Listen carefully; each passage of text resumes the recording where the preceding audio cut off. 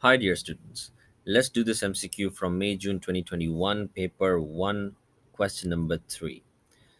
So remember that understanding the question is half of the answer. You must read the question carefully. And before you get the right answer, you must look for the wrong answer because that's easier to find.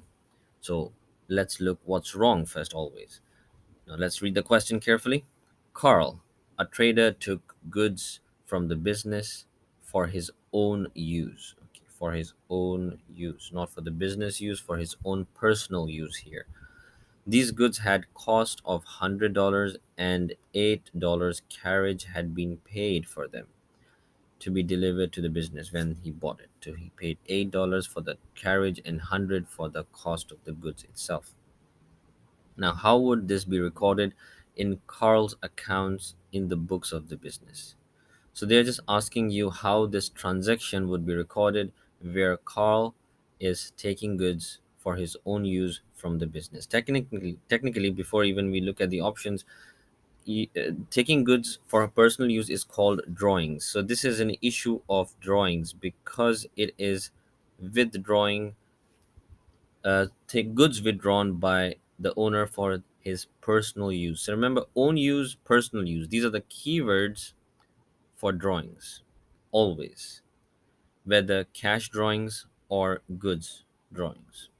Now, how would this be recorded? It says it gives us a partial entries option, whether we have to debit capital account, debit capital account. Okay, now the thing is that the amounts are also a bit of confusion here for some.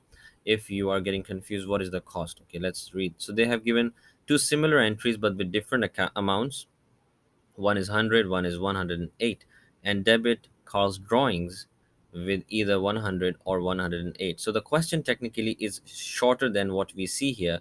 There are four options, but technically there are two options, that is capital and drawings first. So before you go deeper into the amounts, always remember to narrow down your focus first and shortlist the options. So it's either capital or drawings. As we have discussed earlier, for his own use, it is drawings because we will debit drawings whenever there is drawings. That is a rule of thumb.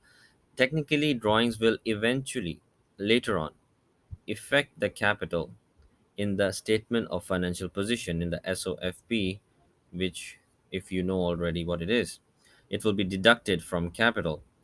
But capital itself is not shown in a double entry when goods are taken for personal use. But drawings definitely will go and affect the capital. So the drawing is the right answer, capital is not.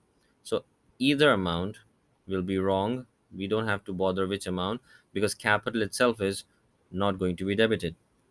So debit is going to be drawings. But now the second problem here is which amount, either 100 or 108.